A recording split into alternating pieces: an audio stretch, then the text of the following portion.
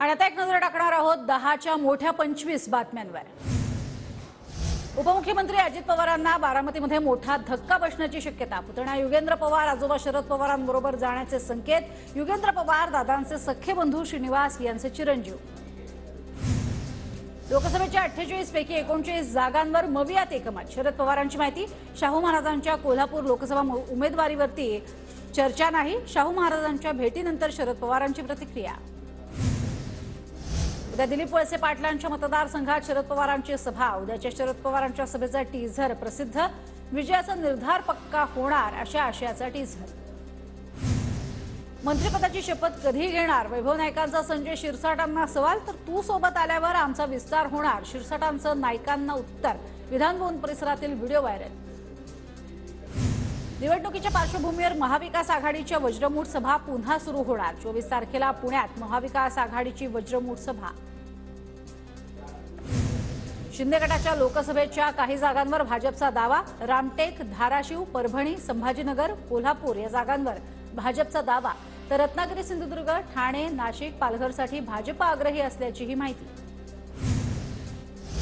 देशातील 161 लोकसभा मतदारसंघांसाठी भाजपचा मेगा प्लॅन। 161 मतदारसंघातील काँग्रेसचे 12 खासदार तसंच 40 आमदार यांना भाजपमध्ये घेण्यासाठी हालचाली। खासदार आमदारांना पक्षात घेण्यासाठी भाजपकडून समिती। भाजपनं वस्तुस्थितीच्या आधारावरती जागा मागाव्यात, भरत गोगावले यांची मागणी। तर आम्ही किती जागा लढवायच्या हे एकनाथ शिंदे ठरवतील, भरत गोगावलेंची प्रतिक्रिया। शिक्षकांना निवडणुकीच्या कामात न लावण्याच्या मागणीवर मनसे कायम। मनसेच्या शिष्टमंडळाने घेतली राज्य निवडणूक आयोगाच्या अधिकाऱ्यांची भेट। अमित ठाकरेंनी राज्य मुख्य निवडणूक अधिकाऱ्यांना दिलं पत्र। पोलिसांना कोण धमक्या देत असेल तर राज्याला सध्या दुबळा गृहमंत्री लाभलाय। संजय राऊतांचा देवेंद्र फडणवीसांवर निशाणा। तर पोलिसांना धमकी देणं म्हणजे गृहमंत्र्यांवर थुंकण्याचा प्रकार असल्याची राऊतांची टीका। आदित्य ठाकरे वांद्रे पूर्वमधून का लढत नाहीत? कुटुंबातीलच काही मतं मिळणार नाही त्याची भीती वाटते का? अंगात नाही बळ आणि चिमटे काढून पळ। आशिष शेलार यांचा आदित्य ठाकरेंना टोला। तर राजीनामा द्या आणि आमचा सामना करा, आशिष शेलारांचं आव्हान। भाजपचे राष्ट्रीय अध्यक्ष जे.पी. नड्डांचं उद्या मुंबईतल्या 3 लोकसभा मतदारसंघातल्या कार्यकर्त्यांना मार्गदर्शन। उत्तर मुंबई, उत्तर मध्य मुंबई आणि उत्तर पश्चिम मुंबईतल्या कार्यकर्त्यांसाठी संमेलनाचं आयोजन।